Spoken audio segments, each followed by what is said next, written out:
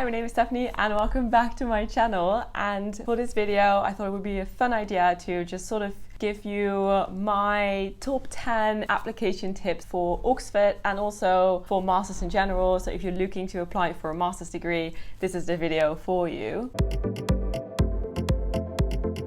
I've combined my top 10 tips for you and I'm gonna go through all of them. So first one, definitely the most cliche one in here, so please don't click off the video because this is a cliche one, but start early. I cannot stretch it enough. Starting early is the key to success in any master's application, especially if you have never applied to the UK or master's degrees in general. It's very good to find out what you're going to need in terms of documents, and also by when you need to submit these specific documents. This will allow you to set up a little bit of a timeline for yourself and set deadlines for yourself throughout the process so that you know where you're at in your application process yourself and that you don't end up with any last minute surprises. So number 2, find someone to write your letters of recommendation who really knows you. And it sounds very simple, but obviously it's always very attractive in a way to ask maybe the most established academic in your department to see if they could write you a letter of recommendation. But if they don't know you, they will not be able to really reflect on who you are as a person and what you are like as a student, and they're not able to write on any of the works that you have submitted in the past.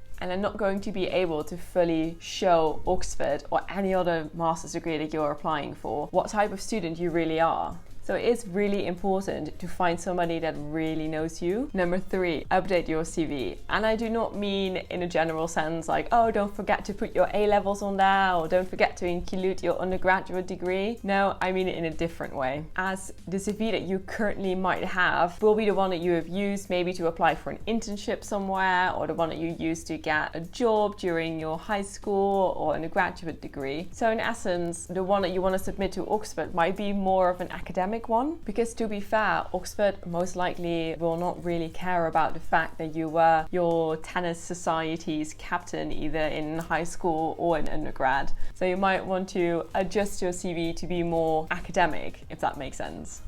Number 4, decide for which deadline you will apply. So if you are going to be applying to a master's at Oxford, you will notice that there are 2 different deadlines. There is a November deadline and there is a January deadline. And to be totally fair, there is not much of a difference between these 2 deadlines. January is the one with the funding deadline. So if you want to be considered for any funding that the university is able to offer, you have to apply by January, which means that most students will apply by January. In the end, it's probably most important to apply by January. If you apply after January, you can only apply if there are still spaces available on the program, and I believe, at least for modern languages, at that point it's going to be assessed on a rolling basis, which means that, for example, if the program only has 2 places left and they have 3 capable applicants, one of them is not going to make the cut because they just don't have enough spaces. So honestly, try to apply by the January deadline. I personally applied by the November deadline, and I honestly don't believe that there is any difference in terms of your chances of getting in, of applying by the November deadline versus the January deadline. The only benefit of applying by the November deadline is that you most likely get an answer a bit sooner on your application status in terms of whether you're accepted or rejected into the university.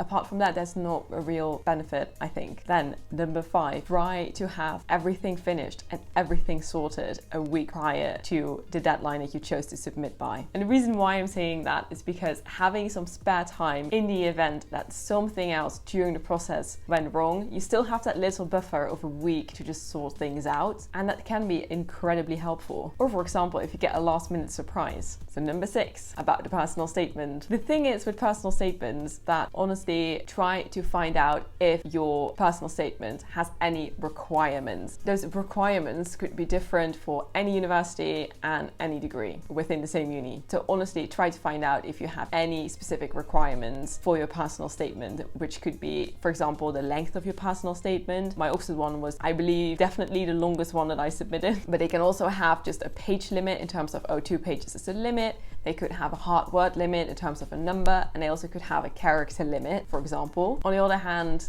they can also ask you to include some certain things, such as, for example, your academic achievements or your future plans for after your master's degree. So honestly, try and dig on the website to see if your course prefers you to talk about any specific things in your personal statement. Then number 7, make sure that you have submitted all of your mandatory documents. And the reason why I've included this one in here is not because it's very obvious, because it's actually not, because your mandatory documents that you will have to submit will be different for any person applying to any degree, which sounds strange. But for example, if you study modern languages, you're more likely to have to submit a writing sample, or maybe 2 writing samples, or a research proposal, or maybe they want to read your previously published work. But besides varying from degree to degree, it also varies from person to person. So for example, me being an international student, I had to include things like a language requirement, which fortunately for Oxford and actually all my master applications, I was able to leave it as a condition if I were to be accepted into the university.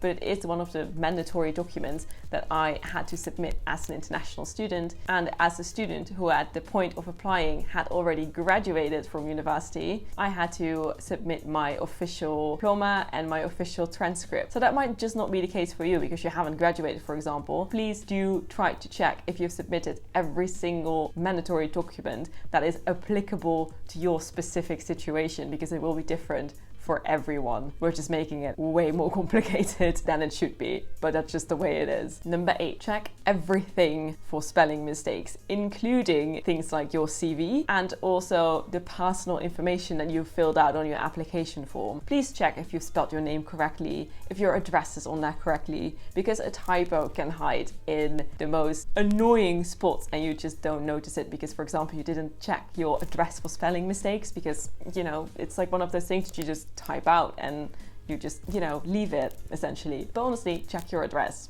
And also, please ask a friend, a parent, a sibling, I don't know, Grammarly, to read over your personal statements and CV and everything to just make sure that you don't have any grammatical errors or spelling mistakes or typos in there. 9, don't forget to submit your application. Make sure that it is submitted, because honestly, it would be such a shame if for some weird reason your payment didn't go through and therefore you didn't really find out, but therefore your application was never looked at. That would be such a shame. So honestly, check after you submitted your application if you've gotten a confirmation of receipt by the university, and otherwise you can always reach out to them to see if they have received your application, and they can let you know if everything is in order, and also see if you have a confirmation of payment for your application, because honestly it would be such a shame if something would go wrong in just the last little bit of your whole application process. Then number 10, please do keep in mind that upon submitting your application, this will not be the end of the entire application process, because in the end, if you get an acceptance for the university you applied for, whether it's Oxford or any other university you're applying for, a new cycle of paperwork is going to start right from the get-go. You're going to have to fill out a financial declaration, you're going to have to sign a college contract for Oxford, a university contract, you're going to have to find housing. If you have a conditional offer on top of that, you will have to submit, like me for example, your language requirement, and maybe you have to show your diploma in person or your transcript and all this sort of stuff. So honestly, hitting that submit button is not the end of the process. But if you want to know more about that whole process specifically for Oxford, I have a video up which is a bit old, so I will link it in the cards so you can have a look at that and see what the process is like after you've hit that submit button on your application for Oxford. So yeah, these were my top 10 tips for applying for master's degree, and in particular Oxford.